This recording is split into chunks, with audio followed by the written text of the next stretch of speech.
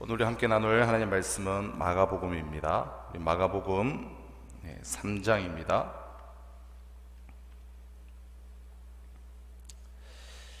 마가복음 3장 1절로 19절이 오늘 본문 말씀인데요. 아직까지 우리 큐티 책을 신청은 하시고 찾아가지 않으신 분들이 아직 좀 계시는데요. 우리 이번 주 중으로 우리 꼭 큐티책 사무실 오셔서 목자님들이 사랑방 식구들 것 챙겨서 또 이렇게 우리 전달해 주시고 우리 찾아가셔서 말씀 묵상을 삶의 현장에서 실천하셨으면 좋겠습니다. 그리고 우리가 온라인 예배를 이번 주에 시작을 해서 시스템을 조금씩 고쳐가고 있습니다. 보강해 가고 있고, 그래서 우리 어제와 또 오늘이 또 이제 화면도 다르고 여러 가지 기술적인 부분들도 우리가 영상으로 보면 좀 많이 생겼을 텐데요. 계속해서 아직 완성된 건 아니고요. 조금씩 우리가 또 수정하면서 또 앞에 여러 가지 시스템을 도입하면서 앞으로 더 이제 영상이 많이 좋아질 겁니다. 우리 기대하시고 우리 기도해 주시면서 함께 동참하시면 감사하겠습니다. 오늘 함께 나눈 하나님 말씀은 마가복음 3장 1절로 19절 제가 봉독하도록 하겠습니다. 예수께서 다시 회당에 들어가시니 한쪽 손 많은 사람이 거기 있는지라. 사람들이 예수를 고발하려 하여 안식일에 그 사람을 고치시는가 주시하고 있거늘 예수께서 손 마른 사람에게 이르시되 한가운데에 일어서라 하시고 그들에게 이르시되 안식일에 선을 행하는 것과 악을 행하는 것, 생명을 구하는 것과 죽이는 것 어느 것이 옳으냐 하시니 그들이 잠잠하거늘 그들의 마음이 완악함을 탄식하사 노하심으로 그들을 둘러보시고 그 사람에게 이르시되 내 손을 내밀라 하시니 내밀매 그 손이 회복되었더라. 바리새인들이 나가서 곧 헤롯 왕과 함께 어떻게 하여 예수를 죽일까 의논하니라. 예수께서 제자들과 함께 바다로 물러가시니 갈릴리에서 큰 무리가 따르며 유대와 예루살렘과 이두메와 요단강 건너편과 또 두로와 시돈 근처에서 많은 무리가 그가 하신 큰 일을 듣고 나아오는지라. 예수께서 무리가 애워싸 미는 것을 피하기 위하여 작은 배를 대기하도록 제자들에게 명하셨으니 이는 많은 사람을 고치셨으므로 병으로 고생하는 자들이 예수를 만지고자 하여 몰려왔음이더라. 더러운 귀신들도 어느 때든지 예수를 보면 그 앞에 엎드려 부르짖어 이르되 당신은 하나님의 아들이니이다 하니 예수께서 자기를 나타내지 말라고 많이 경고하시니라. 또 산에 오르사 자기가 원하는 자들을 부르시니 나아온지라. 이에 12를 세우셨으니 이는 자기와 함께 있게 하시고 또 보내사 전도도 하며 귀신을 내쫓는 권능도 가지게 하려 하심이라.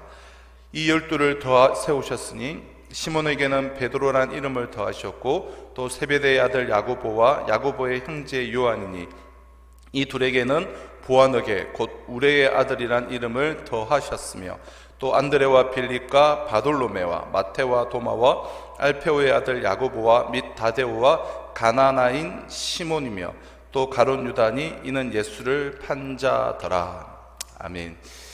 우리 예배와 관련해서 좀 강구사항을 말씀드리겠습니다. 우리가 이번 주 주일까지는 지금 여러 가지 우리가 돌아가는 사항들을 보니까요. 이번 주까지는 이제 주일 예배를 온라인 예배로 해야 될 듯 하고요.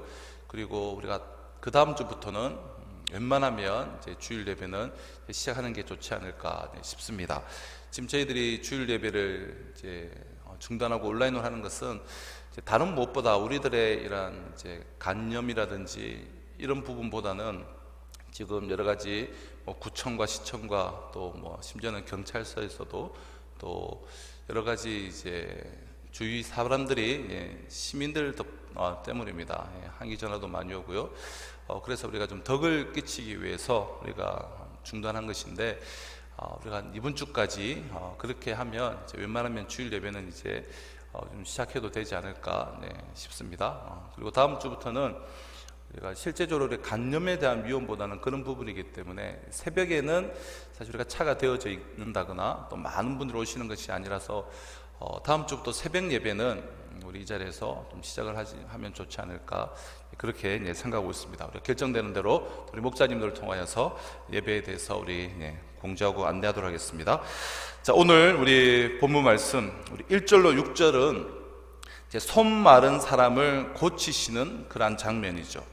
예수님은 안식일의 주인으로서 안식일이 사람을 위한 날임을 가르치시고 또 이전에도 이 안식일에 귀신 들린 사람을 고치셨어요.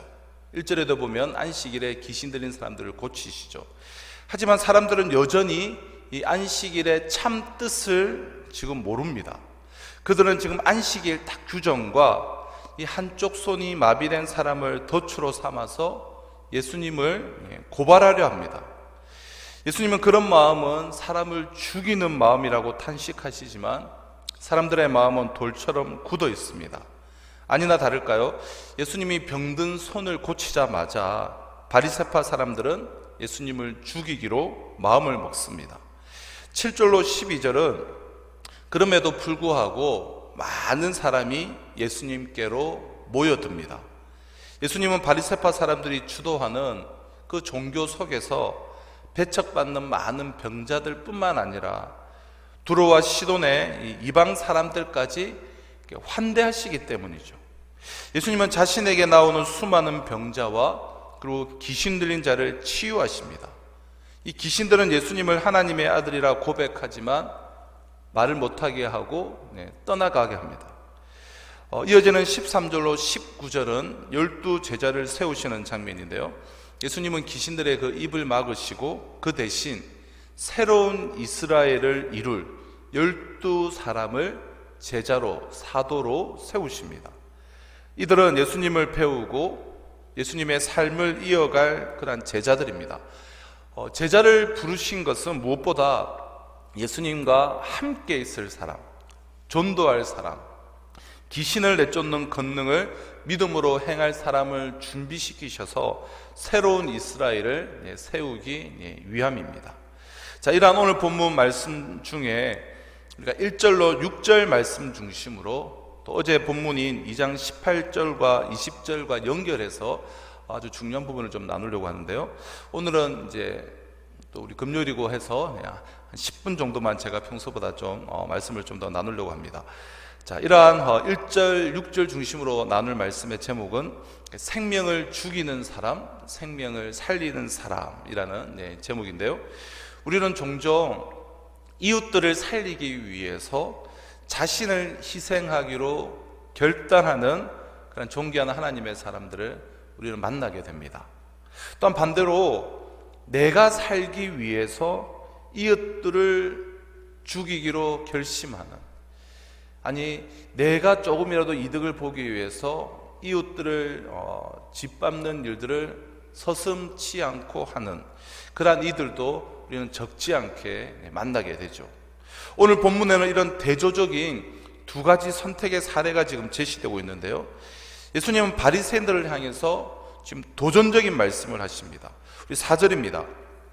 그들에게 이르시되 안식일에 선을 행하는 것과 악을 행하는 것, 생명을 구하는 것과 죽이는 것, 어느 것이 옳으냐 하시니 그들이 잠잠하거늘.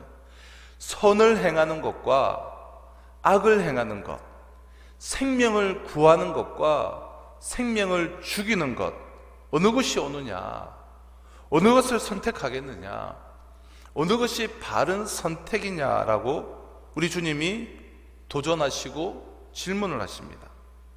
생명을 죽이는 사람, 생명을 살리는 사람. 먼저 생명을 죽이는 사람들의 이야기입니다. 그들이 누구입니까? 그들은 바리새인들입니다. 6절에 보시면 바리새인들이 나가서 곧 헤롯 땅과 함께 어떻게 하여 예수를 죽일까 의논하니라.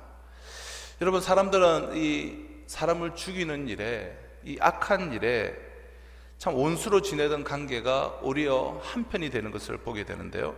그러면 헤롯 땅과 바리새인들의 관계는 쉽게 말해서 오늘 우리로 말하면 가장 우리 보수인 새누리당, 이제 미래통합당으로 이제 바뀌었죠. 그 당과 한국에서 가장 진보적인 당이라는 정의당, 이 두 당이 하나의 일을 두고 협약을 맺고 친구가 되어서 의논한 것으로 비유할 수가 있습니다. 오늘 우리로 말하면 이러한 상황이에요. 지금 이들은 예수를 죽이고자 결심을 했습니다. 죽이는 일에는 어쩜 그렇게 친구가 되고 잘 함께 이야기를 하는지 모르겠습니다. 이 바리새인들은 그 시대의 가장 대표적인 종교인들입니다. 하나님을 믿는 사람들이에요. 본래 이 바리새인들은 구약과 신약 시대에 중간기가 있지 않습니까? 그 중간기가 한 400년 정도가 되는데요. 그 400년 동안 이 중간기 시대에 정말 민족을 보호하고 나라를 외적으로부터 지키기 위해서, 그리고 그들의 자랑스러운 그러한 종교적 전통과 하나님의 율법, 이 모세의 율법, 토라, 그 율법의 전통을 수호하기 위해서 일어났던 사람들이 바로 바리새인들입니다. 소위 이제 하시딤이라고 하죠. 하시딤. 이 하시딤이라고 불리워졌던 이 경건한 사람들의 후예가 바로 이 바리새인들입니다.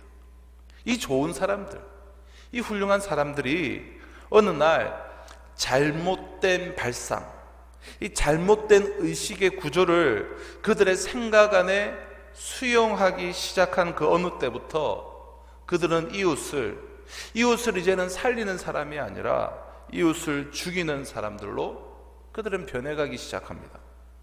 사랑하는 성도 여러분, 그리스도인인 우리도 어느 날 어떤 잘못된 의식 구조, 좀 잘못된 이야기들, 잘못된 생각이 우리 안에 갖기 시작할 때 이 바리새인들과 마찬가지로 이웃들을 죽이는 이 살인의 행렬에 우리도 가담할 수 있습니다.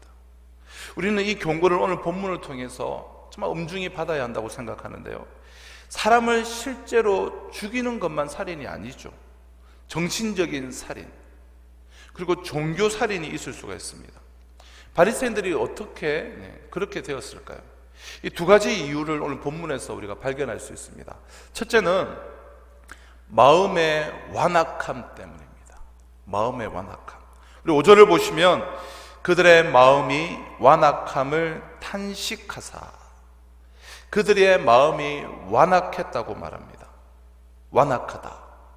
여러분, 이 단어의 본래 뜻이 뭐냐 하면 자기 밖에는 아무것도 생각하지 않는 사람, 이웃들을 생각할 여지가 없는 이 자기만의 생각으로 굳어진 상태, 이 철저한 이기적인 생각으로 견고하게 굳어져 버린 마음의 상태를 가리켜서 성경은 완악하다라고 말합니다.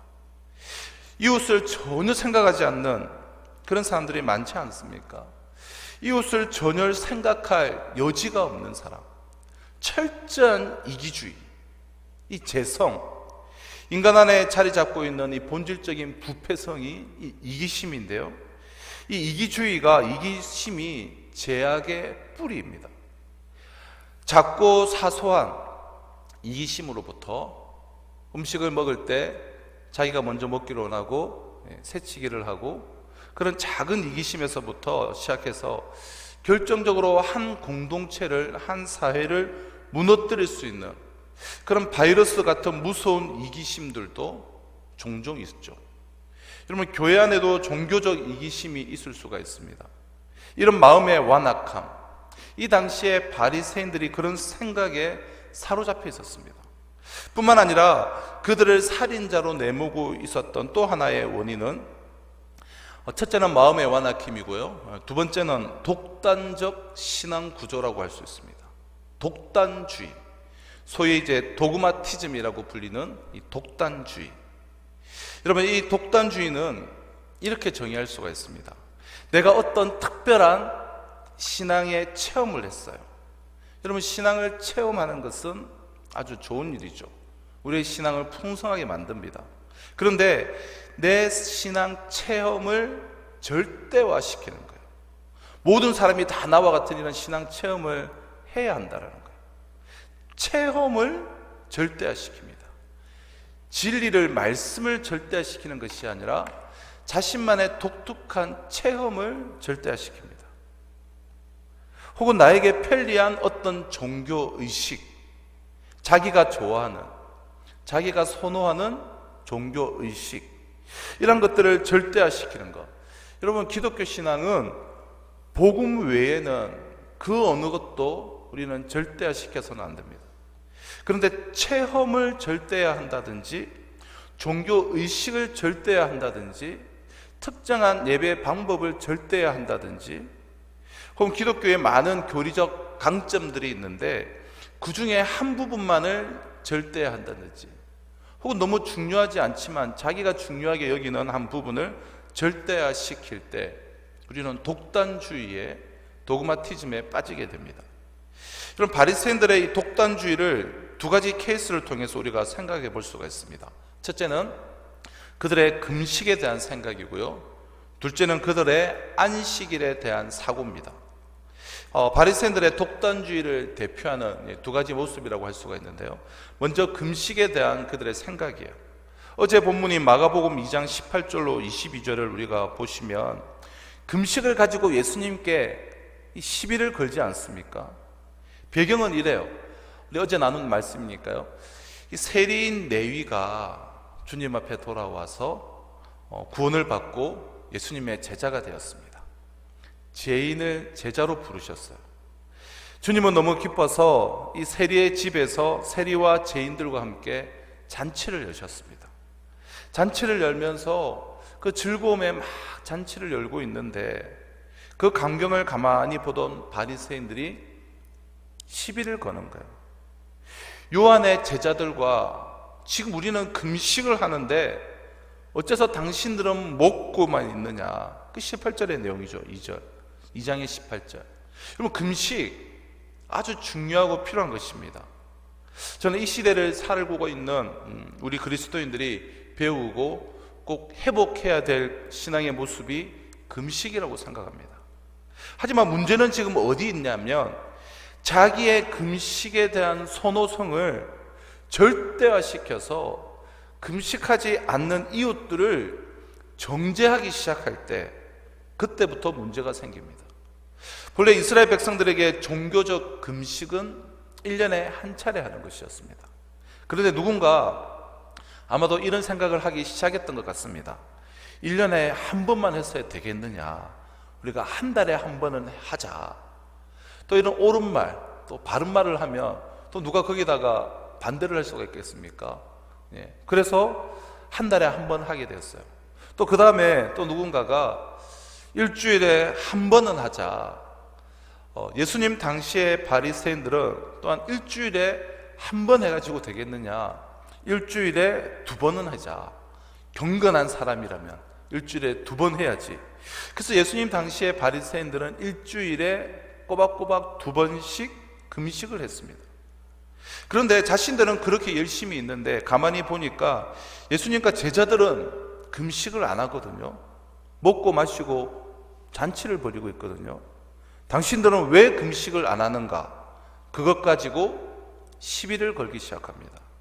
예수님의 대답이 무엇입니까? 2장 19절에 보면 예수께서 그들에게 이르시되 혼인집 손님들이 신랑과 함께 있을 때에 금식할 수 있느냐? 신랑과 함께 있을 동안에는 금식할 수 없느니라. 20절 그러나 신랑을 빼앗길 날이 이르리니 그날에는 금식할 것이니라. 여러분, 예수님이 금식을 부인하지 않아요. 금식은 좋은 것이다, 필요한 것이다. 그러나 지금은 금식의 때가 아니라는 거예요. 지금 세리가 돌아왔습니다. 죄인이 회개하고 돌아와 예수님의 제자가 되었습니다. 지금은 축제의 시간이고 지금은 잔치를 벌여야 될 시간입니다. 지금은 즐거워해야 될 시간이에요. 그런데 하필이면 그때에 와서 왜 금식 안 하고 노느냐, 하필이면 그때 와서 시비를 건다라는 거예요. 이것이 독단주의입니다.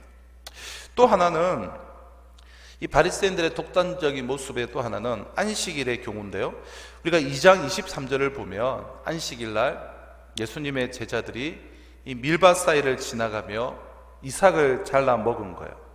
그러면 쫓아가서 아유, 그동안 얼마나 시장하셨으면 오죽하면 이 이삭을 그냥 까먹습니까? 여러분, 그러면 얼마나 좋습니까? 하지만 바리새인들의 반응, 이들의 반응은 어땠습니까? 2장 24절을 보시면 바리새인들이 예수께 말하되 보시오 저들이 어찌하여 안식일에 하지 못할 일을 하나이까. 겨우 한다는 소리가 안식일날 노동을 하면 안 되는데 왜 안식일날 하지 못할 일을 하나이까. 시비를 겁니다. 그게 일이라는 거야. 노동이라는 거야. 사사건건 시비를 잘 거는 사람들은 바리새인 비슷하다고 생각하시면 됩니다. 안식일, 왜 하나님이 안식일을 주셨습니까? 안식일의 핵심은 안식일을 지키느냐 안 지키느냐, 그보다 더 중요한 것은 하나님이 안식일을 주셨다라는 거예요. 우리를 위해서, 인간을 위해서, 사람을 위해서, 우리의 축복, 우리의 회복, 우리의 유익을 위해서 하나님은 안식일을 제정하시고 주셨습니다. 그러나 이런 하나님의 그 마음은 헤아리지 못하고 안식일이라는 그런 종교의식이나 전통을 절대화시키는 거예요. 그러면서 안식일 안 지킨다고 돌아다니면서 이 사람 저 사람 정죄하고 있습니다. 예수님이 어떻게 말씀하십니까? 우리 어제 본문인데요, 마지막 절 27절 28절을 보시면 또 이르시되 안식일이 사람을 위하여 있는 것이 아니요 사람이 안식일을 위하여 있는 것이 아니니 이러므로 인자는 안식일에도 주인이니라. 내가 안식의 주인이다. 내가 안식일을 너에게 주었다. 왜 주었느냐? 안식일은 사람을 위해서 존재하는 것이다. 사람이 안식일을 위해서 존재하는 것이 아니다. 바로 안식일이 우리를 위해서 존재하는 것이다. 우리의 유익을 위해서 주셨다라는 거예요. 이 당시 바리새인들은 성경은 단순히 안식일을 기억하여 거룩하게 지켜라, 그렇게만 성경은 말씀하시는데 이 바리새인들은 안식일을 자기들 딴에는 제대로 지켜보겠노라고 이 안식일을 지키기 위한 규례를 만들었습니다. 몇 개 만들었습니까? 39가지를 만들었죠. 안식일에 하지 말아야 할 39가지, 39계명. 거기다가 각 계명마다 세칙이 있습니다. 한 계명당 6개의 세칙. 그러니까 39개마다 각 6개의 세칙이 있으니까 총 234개예요. 안식일 날 하지 말아야 될 것들이 얼마나 많습니까? 그러니까 안식일 날 조금만 잘못하면 이거 걸릴까? 이걸 걸릴까? 안식일 날 그것 때문에 스트레스가 됩니다. 그리고 그것을 잘 피해간 사람은 자신의 의가 되고 지키지 못한 사람을 정죄하고. 여러분, 하나님은 우리의 유익, 우리의 안식, 우리의 휴식, 우리의 새로운 창조를 위해서 이 안식일을 주셨지만 이것을 지키느냐 지키지 않느냐, 그것 가지고 사람을 얽어매고 있습니다. 이제 안식일은 축복이 아니라 무거운 종교적 부담감의 굴레가 되었습니다. 이것 가지고 사람을 죽이고 있어요. 판단하고 있습니다. 바리새인들이 어떻게 죽이느냐? 두 가지로 죽일 수가 있습니다. 첫째는 말이죠. 말로 시비하면서 정죄하면서 바리새인들은 그 시대의 사람들에게 무거운 짐을 주고 사람들을 죽이고 있었던 것입니다.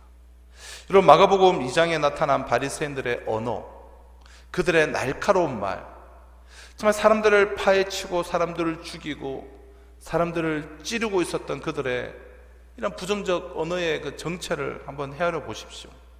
우리 마가복음 2장 16절에 보시면 바리새인의 서기관들이 예수께서 죄인 및 세리들과 함께 자수시는 것을 보고 그의 제자들에게 이르되 어찌하여 세리 및 죄인들과 함께 먹는가? 지금 평범하게 그냥 하는 말이 아니에요. 뭐라고 합니까? 어찌하여 세리와 죄인들과 함께 먹는가? 아니, 지금 잔치를 열었으면 무슨 좋은 일이 있으세요? 아주 좋은 일이 생긴 모양이죠. 그러면서 대화도 나누면서 잔치에 동참하고 축복하면 좀 좋습니까? 그런데 어찌하여 세리 및 죄인들과 함께 먹는가? 자, 이 바리새인들의 의식의 구조를 한번 잘 보십시오. 2장 24절에 바리새인들이 예수께 말하되 보시오 저들이 어찌하여 안식일에 하지 못할 일을 하나이까. 오죽하면 안식일에 밀 이삭을 길 가면서 잘라 먹겠어요. 참 안 됐구나, 시장하구나, 굶주려 있구나, 이래야 되는 것 아니겠습니까? 지금 배가 고파서 죽어가는 사람들에게 안식일날 아무것도 먹지 말라고 말을 합니다. 이 먹는 것도 노동이라고. 하나님의 마음을 헤아리지 못하는 거예요. 보시오 어찌하여 안식일에 하지 못할 일을 당신들은 하는가. 이것이 바리새인들의 말이에요. 그들은 이 말로 얼마나 사람들을 정죄했는지를 모릅니다. 이웃들을 상처 주고, 소위 신앙이 좋은 사람들이 이런 독단주의에 빠질 우려가 있습니다. 여러분, 새벽 기도가 얼마나 축복입니까?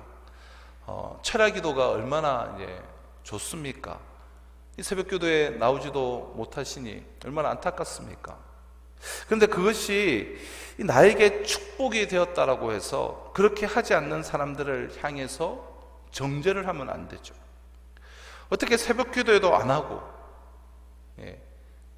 새벽 기도는 너무나 풍성하고 복된 시간이고, 저는 신앙생활에서 새벽 기도가 없었다면 정말 하루에도 수시로 무너졌을 거라 생각하는데요, 이 새벽 기도는 너무 중요하죠. 하지만 나에게 축복이 되었다고 해서 다른 이들을 향하여 어떻게 새벽 기도도 안 하냐고 이러시면 안 된다는 것이죠.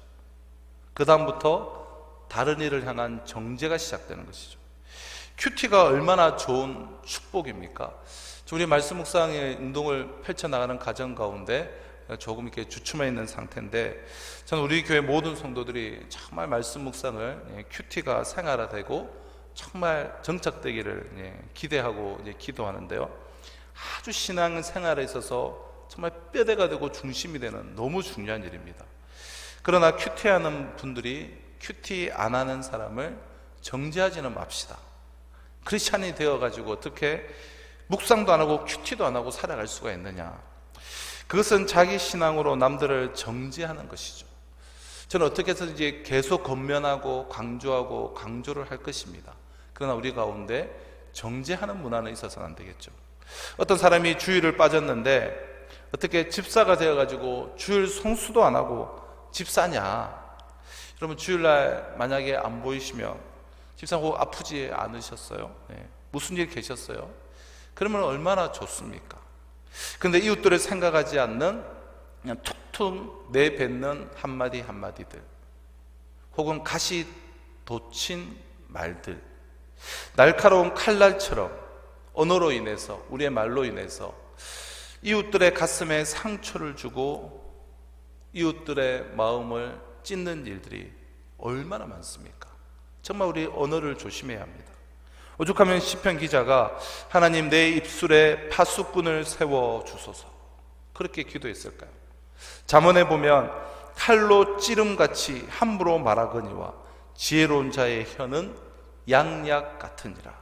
지혜로운 말, 정말 선한 말, 제발 분별 좀 하고 하는 말, 아름다운 말, 이웃을 세우고 이웃을 격려하고 용기를 주는 말, 이런 말 대신에 우리가 생각지 않은 말, 이 종교적인 독설로 우리가 이웃들에게 상처 줄 말들이 얼마나 많은지요. 말로 우리는 이웃들을 죽이는 자가 될 수 있습니다. 특히 저처럼 말을 많이 하는 사람들일수록 더 조심해야 되겠죠. 그런가 하면 우리의 또한 말로 우리가 사람들을 죽일 수 있고요, 또 하나는 편파적 행동으로 우리가 이웃들을 죽일 수 있습니다. 편파적인 행동, 선택적인 교제. 예수님을 보고 지금 뭐라고 합니까? 어떻게 당신이 죄인과 세리들과 먹을 수가 있느냐. 그럼 제가 신대원 전도사 때 저를 좀 좋게 보시고 좀 좋아하시던, 그러니까 아주 이제 좋게 봐주시던 어느 이제 전도사님이, 아니 전도사님은, 그러니까 저한테, 전도사님은 왜 그런 전도사님들과 같이 다니세요? 그러시더라고요. 그분들이 좀 객관적인 여러 가지로 봤을 때 좀 뒤처지는 분들이었는데, 그러니까 나랑 어울리지 이제 않는다라는 거예요. 그분이 보시기에. 그래서 제가 뭐 그런 말을 했습니다. 저라도 같이 다니고 교제하지 않으면 누가 교제하겠습니까? 그러니까 저는 이제 농담 비슷하게 그렇게 답을 했는데요. 그러나 우리 안에 정말 뿌리 깊게 이 선택적인 교제. 물론 사람이 더 좋아하는 사람이 있죠. 그리고 왠지 덜 좋아하는 사람이 있을 수밖에 없죠. 왠지 나랑 안 맞고 말이 통하지 않는 사람이 있고, 왠지 뭔가 모르게 나랑 영이 통하고 말이 통하고 참 그렇게 만나기만 해도 잘 맞는 사람들이 있습니다. 그러나 이 선택적 교제에 익숙해지면, 그것을 좀 극복하기 위해서 의도적으로 의식을 가지고 노력하며 나아가지 않으면, 그냥 이 선택적 교제에 익숙해지면 나는 늘 교제하는 사람과 교제하고, 어떤 사람, 일단의 사람들, 하나님이 사랑하는 그 많은 사람들은 다 무시하기 시작할 수가 있습니다. 나와 교제하는 그 외의 모든 사람들은 내가 무시하게 되는 것이죠.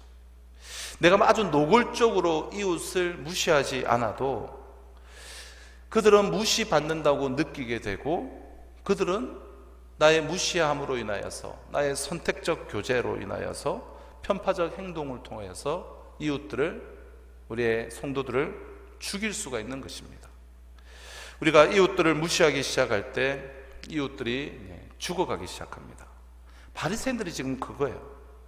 얼마나 이 바리새인들의 그 시선이 독사와 같은 시선이었으면 우리 주님께서 바리새인들에게 독사와 같은 자들이라고 하셨겠습니까?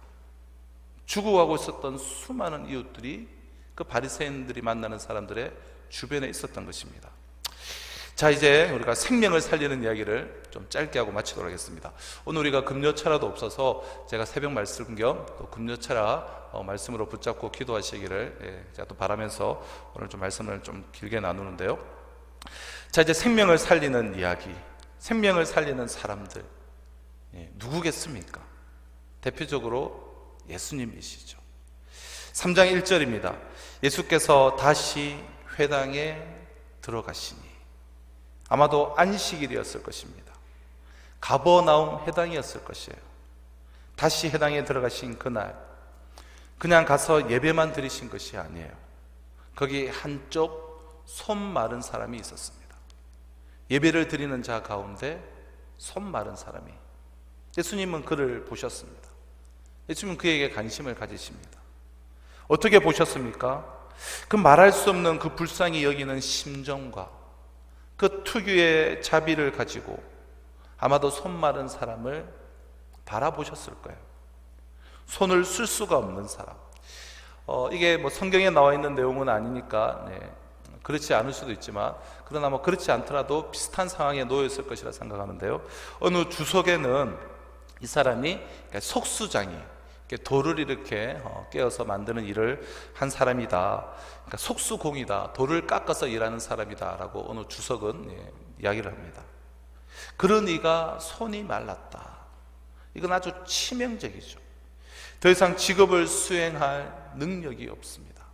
속수정이가 아니라도 그 당시에 모든 일들이란 것이 다 손으로 하는 노동이지 않았겠습니까? 그러므로 폐인입니다. 얼마나 이 사람이 인생에 대한 좌절과 낙담에 빠져 있겠습니까? 주께서 이 사람을 보셨습니다. 그러나 바리새인들은 이 사람을 어떻게 보고 있습니까? 2절입니다. 사람들이 예수를 고발하려 하여 안식일에 그 사람을 고치시는가 주시하고 있거늘.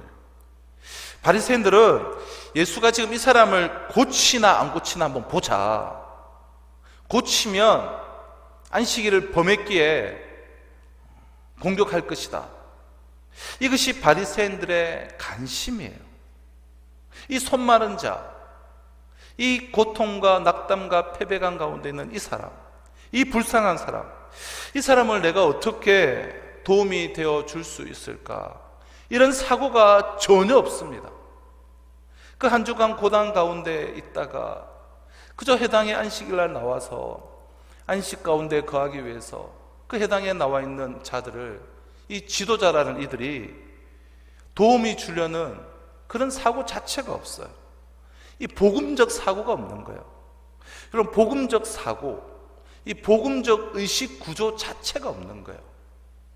여러분, 놀라운 사실은 복음을 받아들인 복음적인 그리스도인들 안에도 복음적 사고나 복음적 생활 양식이 없을 수가 있습니다. 우리가 이제 복음주의지 않습니까? 우리는 개혁주의이자 다른 말로 하면 또 복음주의. 우리 교회는 이제 복음주의 교회죠. 개혁주의 교회인데, 그런데 이 복음적인 그리스도인들 가운데 복음적으로 사고하지 않고 복음적인 생활 양식 자체가 없습니다. 여러분, 이 금식 논쟁을 하다가 예수님이 이러한 이야기를 어저께 하지 않으셨습니까? 새 포도주는 새로운 부대에 넣어야 한다. 새 포도주는 새로운 가죽 부대에 넣어야 터지지 않는다. 낡은 가죽 부대에 넣으면 이게 발효가 되어서 터져버린다. 생명의 기운은 있는데 이 부대는 낡았기에 터져버린다는 거잖아요. 무슨 얘기입니까? 지금 새로운 시대가 왔어요. 예수 그리스도가 오셨습니다. 복음이 선포되었습니다. 그러나 사람들은 아직도 복음을 소유했다고 하면서 그 복음을 받아들일 수 있는 생활 양식도 없고 복음으로 생각하고 의식하는 의식의 구조가 없습니다. 복음이 들어왔다면 당연히 나의 의식과 사고 구조가 복음적 사고 구조, 그리고 생활 양식이 복음적인 생활 양식으로 바뀌어야 되는데, 복음을 받아들였다고 하면서 복음적으로 의식하지 않고 사고하지 않습니다. 이거는 정확히 오늘을 사는 우리 그리스도인들에게도 일어나고 있는 이야기입니다. 우리가 예수를 받아들이고 복음을 받아들이고, 그러니까 새로운 술, 새로운 포도주를 받아들였지만 우리의 생활 양식, 우리의 의식 구조는 여전히 비복음적인 거예요. 비복음적. 여전히 율법주의적 의식 구조를 가지고 있을 수가 있습니다. 이웃을 정죄하고 비판하는 그 구조에서 벗어나지 못해요. 내 삶이 이웃들에게 복음이 아니에요. 내 삶이 이웃들에게 좋은 뉴스가 아니에요. 좋은 소식이 아니에요. 어떻게 하면 예수님처럼 이웃들에게 내 삶이 복음이 될 수 있는 그런 인생을 살 수가 있을까요? 이를 위해서는 두 가지가 필요합니다. 사람들을 우리는 중요시 여겨야 합니다. 사람들을 소중히 여기고, 그리고 사람들을 어떻게 도울 것인가를 진지하게 생각하고 사고하고 관계 맺는 이러한 삶의 태도, 이 두 가지입니다. 첫째는 사람을 소중히 여겨야 한다는 것이죠. 우리는 모든 사람을 소중히 여겨야 합니다. 특별히 약한 자들을 우리는 소중히 여겨야 되죠. 어느 구약학자가 이런 유명한 말을 했는데요. 구약의 하나님, 자신이 구약을 쭉 전체를 다 연구해 보니 구약의 하나님은 너무나 편견을 가지고 계신다. 너무나 편애하신다. 그러니까 공평하지 않다. 이런 이야기를 했습니다. 그럼 누구를 그렇게 편애하시고 편견하시는가? 구약을 가만히 보니까 하나님은 고아와 가부와 나그네의 얘기가 구약에 그렇게 많이 나오거든요. 구약의 율법에 보면 모든 율법 조항 하나하나가 고아와 가부와 나그네를 위해서 말씀합니다. 하나님은 이들을 너무나 편애하신다라는 거예요. 그럼 맞는 이야기입니다. 우리가 약한 사람들, 사회에서 소외된 사람들, 그들을 어떻게 다루는가? 우리가 생명을 소중히 여기는가? 사람을 정말 소중히 여기는가? 여기서부터 우리의 복음적 삶의 모습은 시작이 되는 것입니다. 사람을 소중히 여기는 것. 자, 그 다음에 사람을 도와야 합니다. 실제로 구체적으로 행동으로서 도와야 합니다. 자, 예수님이 어떻게 도우셨어요? 이 세리의 문제는, 지금 세리에게는 돈이 있어요. 세리에게 가장 필요한 것이 무엇이라고 생각합니까? 아무도 상대해 주는 사람이 없어요. 인간 쓰레기 취급합니다. 사람들이 버리고 소외된 인생. 그래서 예수님이 세리를 도울 때 어떻게 도우셨습니까? 그를 상대해 주셨어요. 그리고 그와 더불어서 앉아서 잔치를 여셨어요. 그에게 친구들을 데려오려 했습니다. 다 죄인들이죠. 그들과 잔치를 여셨습니다. 그것이 뻔히 그 사회에 문제가 되고 공격을 받을 것을 아셨어요. 예수가 저 죄인들과 함께 앉아있다.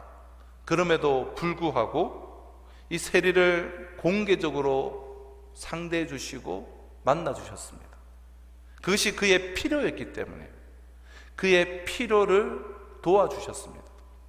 여러분, 손 마른 사람들에게는, 오늘 본문의 손 마른 사람에게는 어떤 도움을 줄 수가 있습니까? 손 마른 자에게는 손을 펴는 일이에요. 그가 필요했던 도움은 바로 그 도움이에요. 우리가 할 수 없는 것까지 이웃들을 우리가 도울 수는 없지만 할 수 있는 일들은 우리가 해야 되고 우리 교회가 앞으로 점점 확대해 나가야 합니다. 할 수 있는 일. 예수님이 어떻게 도우셨습니까? 예수님은 내 손을 내밀라, 내 손을 펴라. 5절에 보니까 내 손을 내밀라 하시니 내밀매 그가 회복되었더라.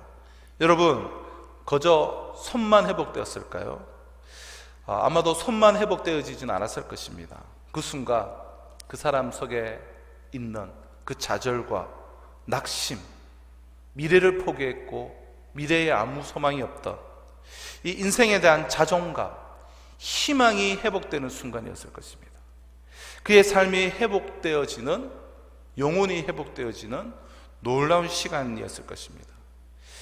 예수님은 그것만 도우신 것이 아니라 이 사람의 영적인 문제도 도우셨을 것입니다.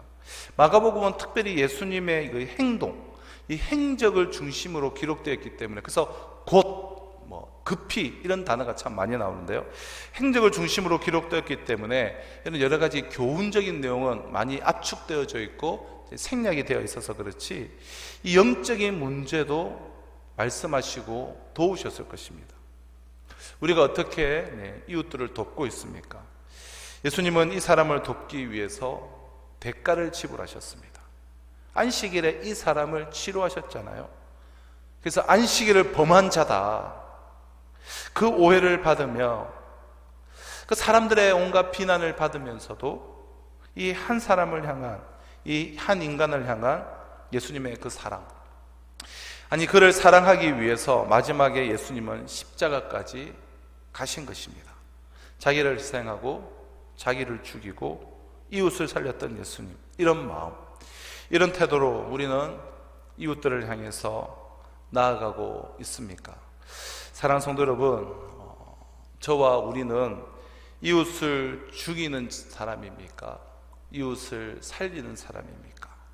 이웃을 살리는 축복, 저와 우리 공동체가 정말 이웃을 살리는, 생명을 살리는 그러한 사람들로, 그러한 교회로 참 쓰임받았으면 좋겠습니다. 이 시간 우리가 이러한 기도의 제목을 붙잡고 우리 함께 기도하실 때, 오늘 우리가 금요철하루로 따로 모이지 않지만 각자의 삶 현장에서 우리 기도하실 때 우리 이렇게 기도하셨으면 좋겠어요. 우리가 쏟아내는 말들, 나의 행동으로 우리는 이웃들을 망가뜨릴 수도 있고 이웃을 살릴 수도 있습니다. 우리의 말, 우리의 행동으로 우리는 자식들을 살릴 수도 있고 죽일 수도 있습니다. 우리의 사랑하는 이웃들을, 동료들을, 교인들을, 성도들을 죽일 수도 있고 살릴 수도 있습니다. 우리 주님이 우리를 살리기 위해서 십자가를 지셔야 했다면 우리도 그렇게 할 수 있도록 주여 도와주시옵소서. 생명을 살리는 자로 주님께서 나를 살려주셨기에 내 남은 삶, 이웃들을 살리는 삶, 구원하는 삶, 섬기는 삶 살게 하여 주시고, 우리 교회가 그런 교회가 되게 하여 주시고, 우리 교회가 이 지역사회는 물론이요 하나님의 나라와 복음을 위해서 그 섬김과 구제와 선교의 지평을 넓혀가는 복된 교회로 삼아 주시옵소서. 이렇게 우리 자신에게 주신 말씀을 붙잡고 또 우리 공동체를 위해서 우리 함께 기도하며 우리 나가도록 하겠습니다. 이제 우리 주여 한번 부르시고 함께 기도하며 나가도록 하겠습니다. 주여, 아버지 하나님, 우리의 삶 가운데